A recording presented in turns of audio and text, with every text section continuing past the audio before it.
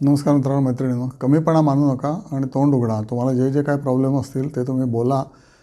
आप्तांशी बोला, भावाशी बोला, बहिणीशी बोला, नाहीतर पॅरेंट्सशी बोला किंवा मुलांशी बोला, पण बोला.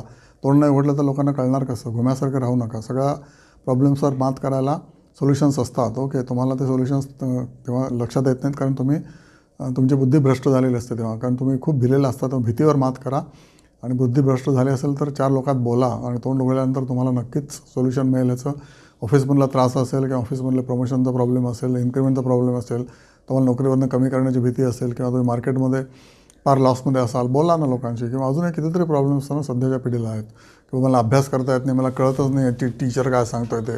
आता कालच एक बातमी आली की दिल्लीच्या एका मुलाने सेंट कोलंबसमध्ये आत्महत्या केली. तो बोलला नाही आणि ओपनली बोलायला पाहिजे त्यांनी ना पेरेंट्सशी. त्यांनी लिहून ठेवलं कुठेतरी. त्या क्षेत्रात बोलला असता अजून 4 लोकांशी किंवा त्याच्या मित्रांशी किंवा त्याच्या घरच्यांशी प्रॉपरली की मी शाळेत जाणार नाही, कारण मला इथे खूप त्रास होतो आहे आणि असा त्रास होतो आहे, त्यामुळे माझी शाळा बदला. आणि काय शाळा करून म्हणजे मला कळतच नाही लोकांची काय एवढी शाळेत याच शाळेत जायचं त्याच शाळेत घ्यायचं अशी इच्छा असते. अरे शाळा सोडून प्रचंड बाहेर मोठं जग आहे.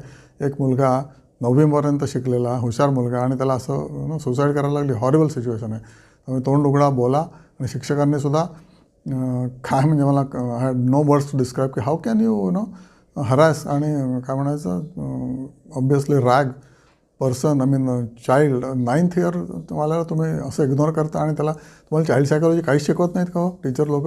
आणि 4 बायका, आय कॅन बिलीव्ह इट की 4 टीचर लेडी टीचर्सनी हा हवाक केला. अनबिलिव्हेबल आहे हे, अनपार्डनेबल आहे ॲक्च्युअली. आणि ह्या कथा भारतामध्ये हळूहळू वाढतच जाणार आहेत, कारण लोक मनातल्या मनातच बोलत असतात किंवा पेरेंट्सला वेळ नाही, पेरेंट्स मोबाईलमध्ये गुंतलेले असतात. मुलांशी बोला, 1 तास मुलांबरोबर ठेवा आणि मुलांनीसुद्धा पेरेंट्सच्या हातातनं मोबाईल काढून घ्यायला पाहिजे आणि सांगायला पाहिजे माझं ऐका, बाबा माझं ऐका, आई माझं ऐक.